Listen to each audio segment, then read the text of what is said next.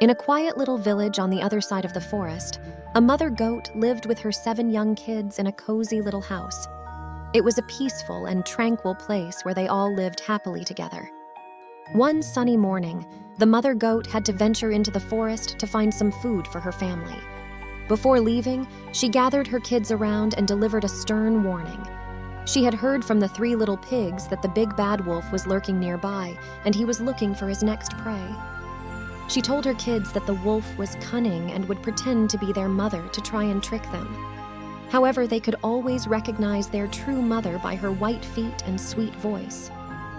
With the mother goat away, the 7 young kids stayed inside the house, entertaining themselves with games and songs. As the day wore on, the wolf made his way to their house, just as he had done with the little pigs. He crept closer to the house and with a sinister grin whispered, "Little kids, let me in. It's your dear mother. I've brought you some delicious food." The kids, remembering their mother's warning, listened to the wolf's voice and replied, No, we won't open the door. Your voice sounds too deep and not at all like our mother's. You're the big bad wolf." Undeterred, the wolf realized he needed to refine his disguise further. He decided to visit a nearby shop, where he devoured some sweet pastries and lapped up a jar of honey to sweeten his voice. Returning to the house, he called out, "Little kids, let me in. It's your dear mother. I've brought you some delicious food." The kids hesitated, thinking that their mother might indeed be back.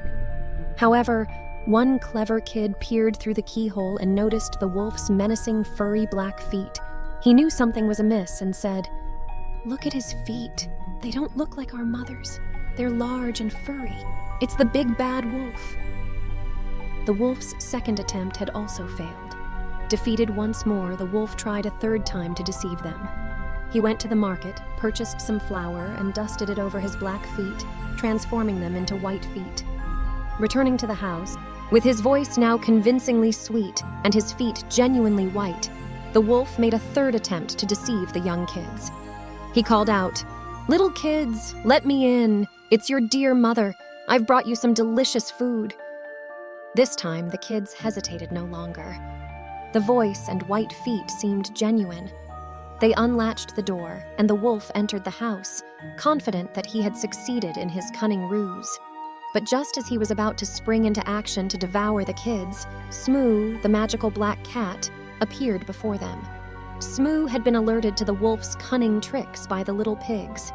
The kids quickly explained their dire situation to Smoo, who understood the peril they were in. As the wolf lunged forward, Smoo sprang into action, hissing and swinging his sharp claws at the intruder. Soon, the brave feline has backed the menacing creature into a corner. The 7 young kids seized the opportunity and dropped a large net onto the wolf, capturing him. The kids cheered in triumph as Smoo, with his magical abilities, banished the big bad wolf to another dimension, far away from this peaceful world. With the threat of the wolf gone, the mother goat returned from the forest, relieved to find her kids safe and sound. They celebrated their victory and, with Smoo by their side, felt a newfound sense of security. Despite their joy, Smoo couldn't help but feel a lingering unease.